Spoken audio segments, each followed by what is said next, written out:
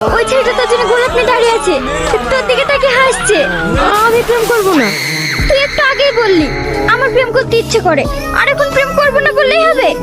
চল, ছেলেটা তোকে প্রপোজ করবে আর তুই অ্যাকসেপ্ট করে নিবি। I love you. আমি তোমাকে অনেক ভালোবাসি। I love you too. বললাম না তোকে, আমাকে কেউ প্রপোজ করবে না। মন খারাপ করিসনি, দেখবি তোর জীবনে এমন একটা রাজপুত্র আসবে যে তোকে অনেক অনেক বেশি ভালোবাসবে। বিশ্বাস করো মাম্পি, আমি শুধু তোমাকেই ভালোবাসি। ওটা আমার ফ্রেন্ড। তবু তার মিথ্যে কথা বলবো না। আজ থেকে তোমার সাথে আমার কোনো সম্পর্ক নাই। একবার আমার কথাটা বোঝার চেষ্টা করো। হাত ছাড়ো আমার, খবরদার আমাকে টাচ করবে না।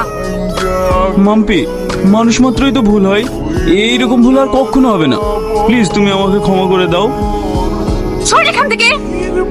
এটা কি হচ্ছে স্যার? বাসায় এভাবে বিরক্ত করলে ক্লাস করা যায়? আপনি কিছু বলতে পারছেন না?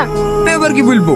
যার আগে একটা এমপি ছেলেকে কান ধরে উঠবস করে নিয়েছিলাম, সেই এমপি আমার বাড়ি গিয়ে সবার সামনে আমাকে কান ধরে উঠবস করে নিয়েছে। সেদিকে আমি প্রতিজ্ঞা করেছি